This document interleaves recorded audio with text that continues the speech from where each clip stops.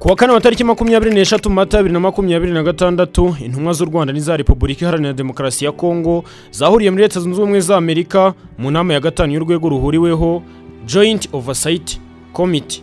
Iyi nama yari igamije kurebera hamwe aho ibikubiye mu masezerano ya Washington DC yo kuwa 27 Kamena 2025 bigeze byubahirizwa.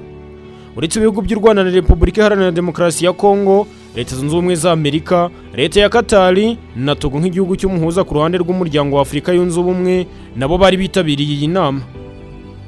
U Rwanda na Repubulika Iharanira Demokarasi ya Congo buri ruhande rwasobanuye icyo rwakoze mu rwego rwo gutuma ituze rigaruka mu burasirazuba bwa RDC. Leta ya Katari muri iyi nama nk'igihugu gikuru ubuhuza hagati ya Leta ya Kinshasa n'umutwe witwaje intwaro wa AFC mu 23 cyashimiye Ubusuwisi bwemeye kwakira ibiganiro biheruka byo kuva kwa 13 kugeza kwa 17 Mata 2026. Ibi ni ibiganiro byari bimaze igihe beridoha muri Katari, bikaba byarimuwe kubera umutekano muke uri mu burasirazuba bwo hagati uturuka ku ntambara ihanganishije Leta Zunze Ubumwe za Amerika na Iran.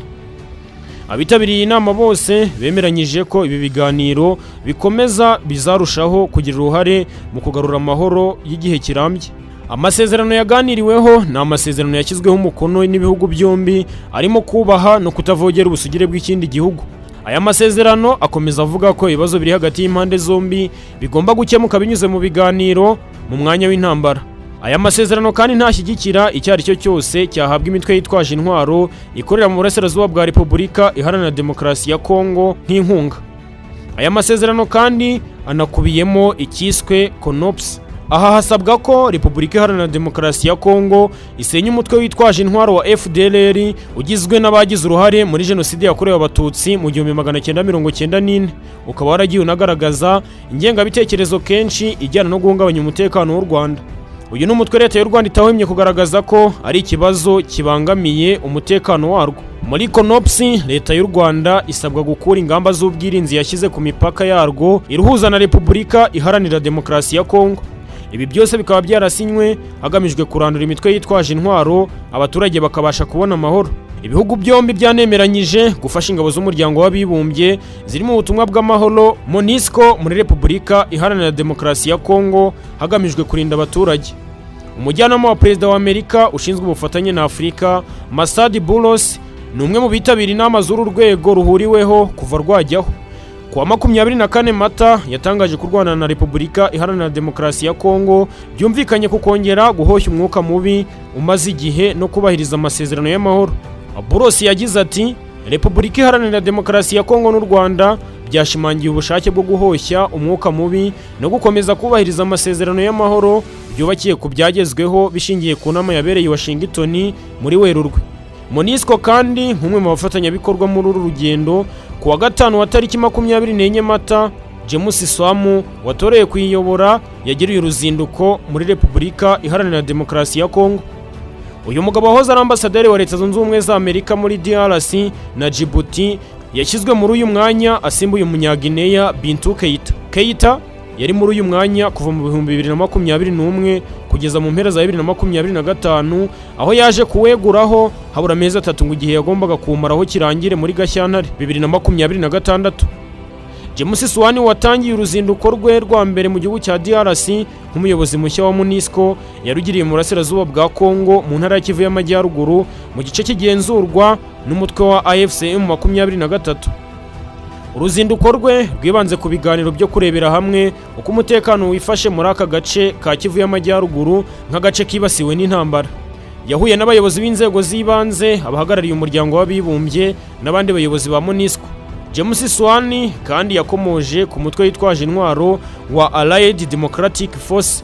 Uruzinduko rwe rwanagarutse ku kuba ibikorwa bibangamira muntu byaragabanutse mu burasirazuba bwa Congo nubwo ibikorwa by'imitwe yitwaje intwaro ikorana na Leta ya Kinshasa hari aho bikigaragara kandi bikabangamira umutekano w'abaturage. Yavuze ko MONUSCO izakomeza gufatanya na Leta ya Kinshasa mu rwego rwo gushakira hamwe icyatuma abaturage barindirwa umutekano ndetse amahoro arambye akagirwa nyambere. Bigendana n'ibiganiro bya Doha biri mu byanakomojweho mu nama iheruka kubera Washington DC. Mu ijambo rye yateruye agira ati, nageze igoma uyu munsi mu ruzinduko rwanjye rwa mbere mu burasirazuba bwa Congo nyuma hafi y'ibyumweru bitatu ntangiye inshingano nk'umunyamabanga mukuru wa MONUSCO. icyanzanye no guhura n'itsinda ryacu riraha nkumva ubusesenguzi bwabo ntasize abayobozi baha. Ikigamijwe ni ukurebera hamwe icyakorwa na MONUSCO amahoro akagaruka. Uru ruzinduko uretse kuba ruje nyuma y'ibyumweru bigera kuri 3 ashyizwe mu nshingano, runaje rukurikira ibiganiro twavuzeho tugitangira ikiganiro cyacu bya Montrex mu Busuwisi byahuje leta ya Kinshasa na AFC mu 2023. James Swani kandi nk'umuyobozi wa MONUSCO, ikindi kibazo kimutegereje harimo gufasha impunzi gutaha basubira mu bihugu byabo.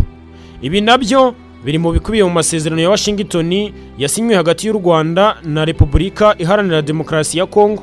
Aha asinywa bemeranyijwe ko ibihugu byombi bigomba korohereza MONUSCO mu bikorwa byo gutanga ubufasha ku baturage bifuza gusubira mu bihugu byabo. Impunzi z'abanyekongo zahungiye mu Rwanda n'ahandi nazo zifite mu nshingano. Ni nako bimeze kandi mu gihe hari abanyarwanda baba mu mashyamba ya Congo bakwifuza gutaha barimo n'abarwana ku ruhande rw'umutwe wa FDLR.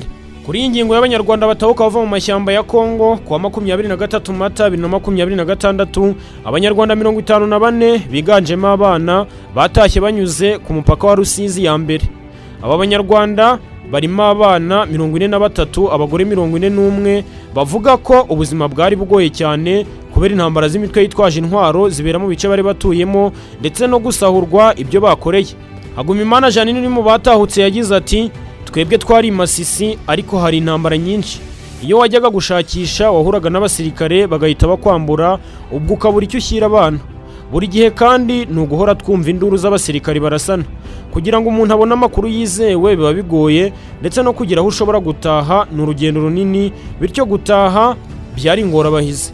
Umuyobozi w'akarere ka Rusizi Sindayiheba Fanuel yashimiye abo banyarwanda kubera amahitamo meza, bityo abasaba gufatanya n'abandi banyarwanda basanze mu iterambere ry'igihugu. Yagize ati ni ukubashimira ko bahisemo neza kugaruka mu gihugu cyababyaye, igihugu cy'amahoro. Icyo tubasaba ni ukuza bagafatanya n'abanyarwanda basanze kucyubaka. Ubu Rwanda rurakataje mu kubaka iterambere ry'ubumwe n'ubudaheranwa ndetse no kubaka umuryango nyarwanda, tutaretse n'iterambere ry'ibikorwa remezo ndetse n'imibereho myiza.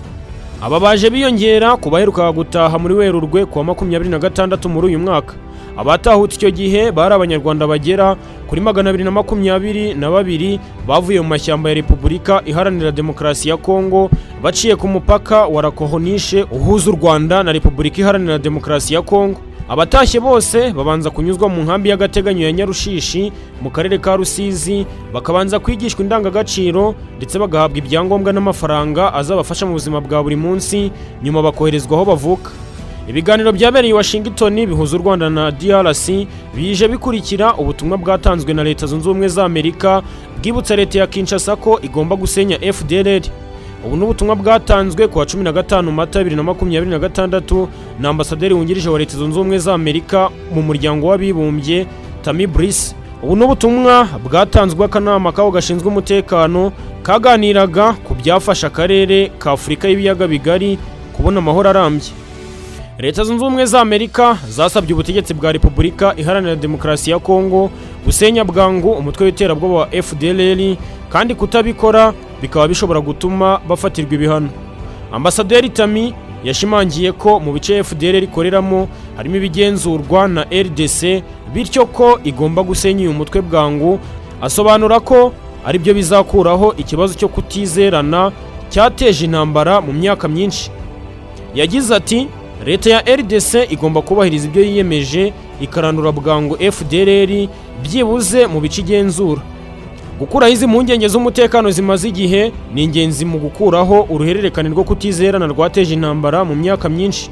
Kuri iyi tariki ya 15 Mata ni nabwo ambasaderi wungirije w'u Rwanda muri Loni Kayinamura Robert yatangarije Loni ko amahoro adashoboka mu gihe FDLR yidegembya. Ibyanatumye u Rwanda rukunda kumvikana kenshi rugaragaza ko rutiteguye gukuraho ingamba zarwo z'ubwirinzi bitewe n'uko amasezerano ya Washington DC atareba uruhande rumwe. Reka dusoreza aha, dukomeza kwifuriza gukomeza kuryoherwa n'ibiganiro bya Jado Dukuze Official.